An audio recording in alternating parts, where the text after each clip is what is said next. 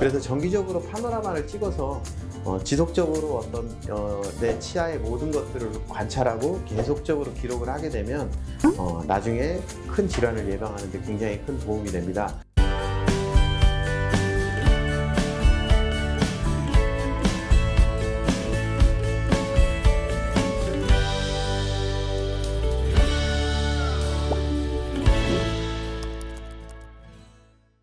안녕하세요. 서울탑치과 연문서 원장입니다.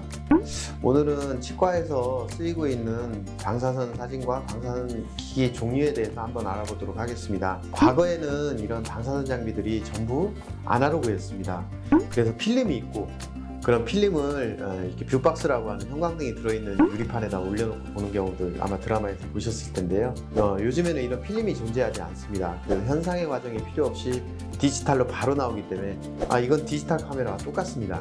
그래서 과거에는 좀 오래 걸리던 방사선 사진의 어떤 결과가 바로바로 나오게 되면서 굉장히 편리하게 됐고 또 종류도 굉장히 다양해져서 요즘에는 이 진료를 할 때 굉장히 많은 도움이 되고 있습니다. 그래서 오늘 이 종류를 한번 알아보도록 하겠습니다. 첫 번째로 말씀드리는 거는 여기 있는 파노라마라고 하는 겁니다.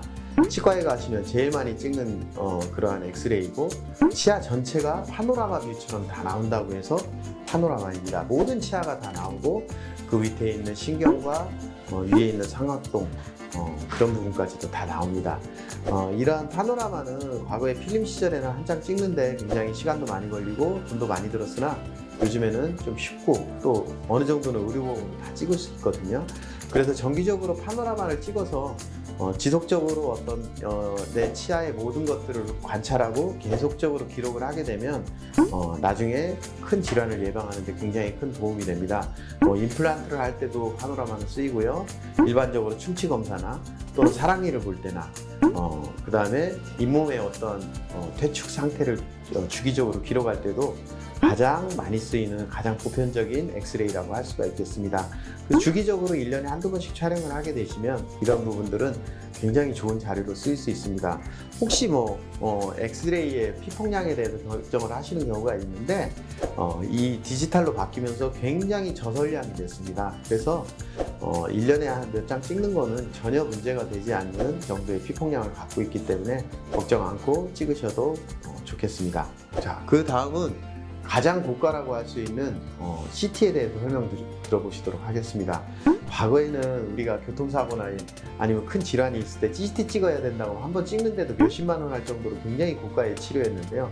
그 고가의 비용이었던 가장 큰 이유가 장비가 굉장히 비싸서였습니다. 아직도 좀 비싸긴 하지만은 많이 현실화가 되었고 요즘에는 전부 디지털로 찍기 때문에 굉장히 빠른 시간 내에 CT를 찍어서 볼 수가 있습니다. 과거에 아까 소개시켜드렸던 파노라마와 뭐가 다르냐? 파노라마는 2차원적인 것만 보여줍니다.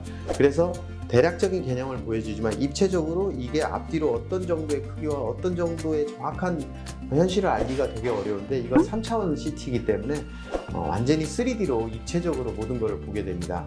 그래서 정확한 병소의 크기, 정확한 해부학적 위치, 예를 들면 신경이라든지 상악동이라든지 우리가 꼭 피해야 될 구조물과 우리가 사랑니 같은 거 뽑을 때 그 치아와 신경의 위치 또는 임플란트 같은 거 심을 때 신경의 위치, 뼈의 폭 이런 것들이 모두 다 3차원적으로 나오기 때문에 현존하는 가장 도움이 되는 방사선 장비라고 할 수가 있겠습니다.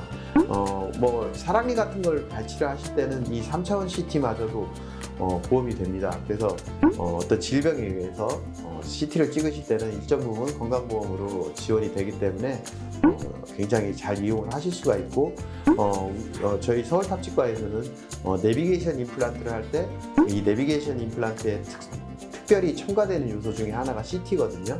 그래서 CT는 내비게이션 임플란트에는 반드시 필요한 요소라고 할 수가 있겠습니다. 최근에는 이 CT의 보급률이 좋아지면서 상당히 많은 치과들이 가지고 있게 돼서 요즘에는 아주 치과 학문이 발전하게 되는 가장 큰 도움이 되는 방사선 장비라고 할 수가 있겠습니다. 지금 보시는 이 장비는 세팔로라고 하는 장비입니다. 이 세팔로라고 하는 장비는 가장 많이 쓰이는 용도로는 교정을 할 때 많이 씁니다. 우리 인체의 옆모습, 우리가 이제 측모라고 하죠.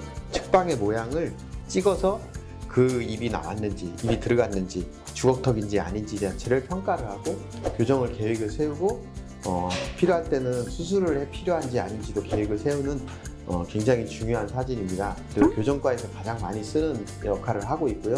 그 외에도 파노라마에서 잡히지 않는 각도의 어떤 병소의 사진을 볼 때도 세팔로는 많이 쓰이게 됩니다.